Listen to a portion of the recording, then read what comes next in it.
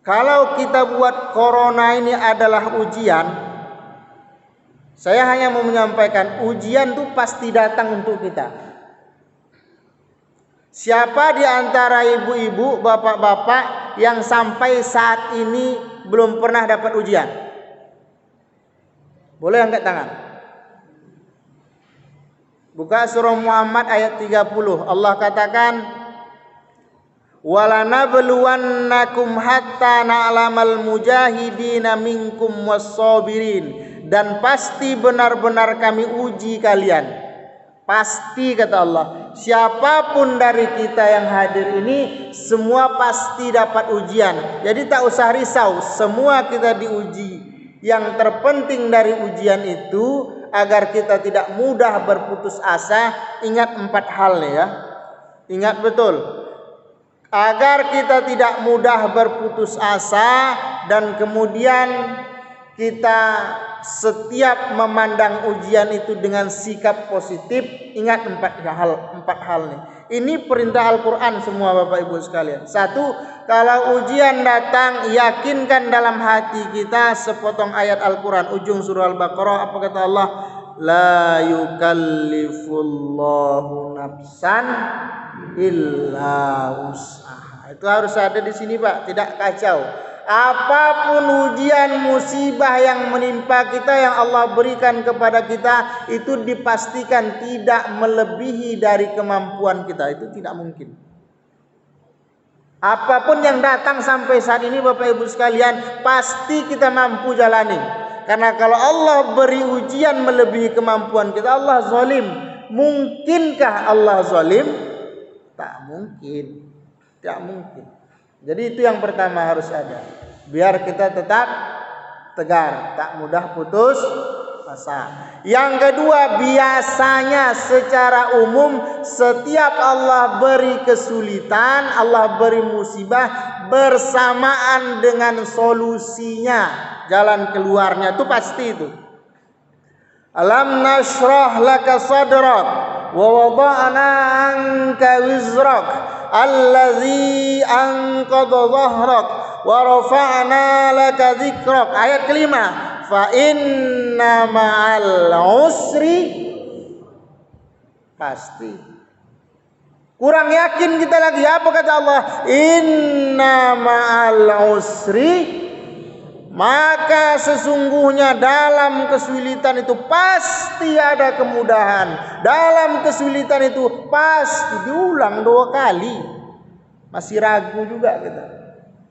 Jadi pastikan kesulitan itu bersamaan jalan keluarnya yang Allah berikan kepada kita. 2, yang ketiga yang harus ada di dalam hati kita, apapun musibah yang menimpa kita Bapak Ibu sekalian, biar jangan mudah putus asa. Sesungguhnya musibah itu sudah lebih terdahulu diringankan oleh Allah, bukan yang asli. Andai datang kepada kita sebuah ujian, itu bukan lagi yang asli, sudah diringankan.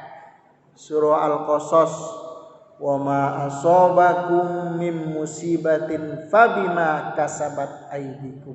Apapun musibah yang menimpa kalian, kata Allah, itu mungkin karena ulah tangan kalian sendiri. Mungkin kalian zalim, mungkin kalian sombong, mungkin kalian angkuh, mungkin karena kalian lalai. Banyak penyebabnya.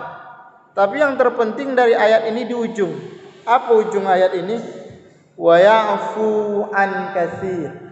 Sebahagian besar kesalahan kalian itu sudah dimaafkan. Jadi andai kita buat salah, Pak, udah dulu dimaafkan. Itulah Maha Pemaafnya Allah. Zat yang disebut dengan Al-Afwu, zat Maha Pemaaf.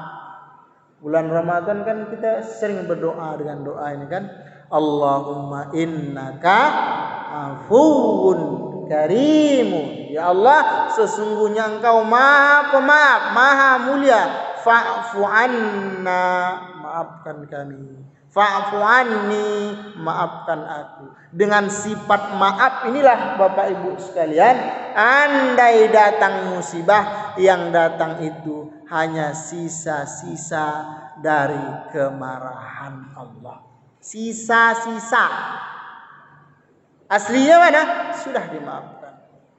Andai sama musibah dengan kesalahan kita, andai sama musibah yang Allah berikan dengan kesalahan kita, jangankan Riau nih, jangankan Pekanbaru, seluruh Indonesia ini sudah tak ada lagi di peta peta dunia. Ya, andai harus sama balasan kesalahan itu, Indonesia ini tak ada lagi di peta dunia. Kenapa tak ada? Karena semua hal yang menyebabkan azab itu turun di Indonesia ini sudah dibuat orang. Semua. Apa saja dia? Satu, orang tak lagi peduli dengan amar ma'ruf nahi mungkar. Betul tidak, Pak? Amar ma'ruf orang banyak peduli, tapi nahi mungkarnya siapa yang peduli? Yo sholat, yo puasa, yo ngaji, yo sedekah, yo ke masjid, yo berjamaah, yo haji, yo umroh. Ini amar ma'ruf. Nahi mungkarnya, melarang kemungkaran tuh. Kita kan nengok kemungkaran diam aja.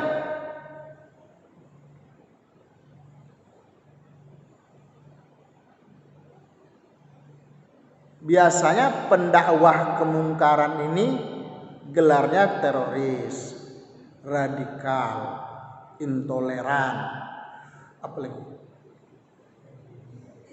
biasanya ya dakwah mungkar itu. Tapi kalau dakwah amar ma'ruf, padahal kan amar ma'ruf nahi mungkar kan sepaket. Kata Nabi, tegakkan amar ma'ruf nahi mungkar atau silahkan Anda diam, tapi di diam itu tunggulah azab datang. Saya ulangi, tegakkan amar ma'ruf nahi mungkar atau silahkan diam. Diam itu turunlah azab. Kalau azab sudah turun, summa tad'una, lalu kalian berdoa meminta kepada Allah, fala yustajabu lakum, doa kalian tak akan lagi dikabulkan oleh Allah. Apalagi yang menyebabkan azab turun? Perzinahan, apalagi riba. Ma dhahara fi qaumin az-zina war riba illa ahallu bil muslimin qala Allah. Taklah nyata pada satu kaum perzinahan dan riba. Apabila riba menjadi jantung sirkulasi ekonomi, maka halal turun azab Allah di sana. Ada enggak yang dua nih, Pak? Ada enggak? Siapa sekarang yang tak terkait dengan riba? Ada, tapi sedikit.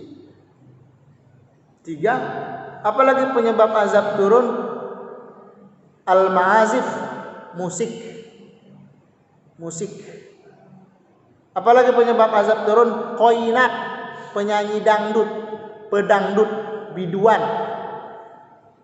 penyanyi dangdut perempuan, qoinat ya. Di TV itu, Bu, mana banyak? Pedangdut perempuan atau laki-laki? Perempuan. Itu penyebab turun azab. Apalagi wastukhillatil khamar, apabila alkohol, narkoba dipandang halal. Orang kan biasa saja dengan alkohol. Itu juga penyebab turun azab.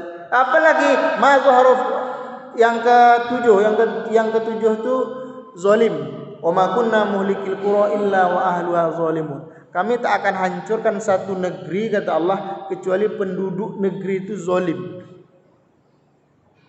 Ini semua penyebab turunnya azab. Jadi yang 7 saya sampaikan ini sudah dibuat orang apa tidak? Sudah apa tidak, Pak? Sudah. Tapi kan masih ada. Riau masih ada, Pekanbaru masih ada. Kenapa masih ada? Allah lebih dulu maafkan. Sikap positif yang harus ada dalam diri kita saya sebutkan tadi 4. 1, bahwa musibah itu yakinkan tidak melebihi dari kemampuan kita. Yang kedua, biasanya ujian beserta dengan solusi. Yang ketiga, musibah itu sudah diringankan oleh Allah. Yang keempat, andai datang musibah, ujian kepada kita, sesungguhnya ujian itu tujuan Allah agar kita kembali kepadanya. agar kita lebih dekat kepada Allah. Maka Nabi itu senang dengan ujian. Para Nabi itu la tafrahu, mereka bahagia kama tafrahu bil birroh, sebagaimana kalian bahagia mendapat nikmat. Para nabi itu bahagia mendapat musibah seperti bahagianya kita mendapat nikmat. Itu perbedaan kita dengan nabi. Bapak Ibu sekalian yang saya hormati, saya muliakan. Di sini Jumat pakai sujud sajadah, enggak? Jumat pakai sujud sajadah. Oke. Ayat 21 as-sajadah, walanuziqannahum minal azabil adna dunal azabil akbar.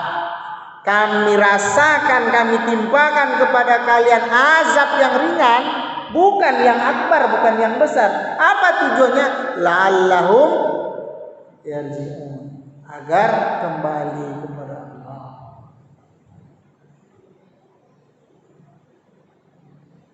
Wa ilaihi turja'un, agar kita kembali kepada Allah. Jadi Bapak Ibu sekalian, kata Buya Hamka, bukan musibah namanya. Jika dengan musibah itu kita justru tambah dekat kepada Allah. Bentuknya musibah, tapi dia bukan musibah. Ada di Tampan, Kecamatan Tampan, Masjid Paripurna Kelurahan. Ada bapak-bapak di situ tunanetra, buta.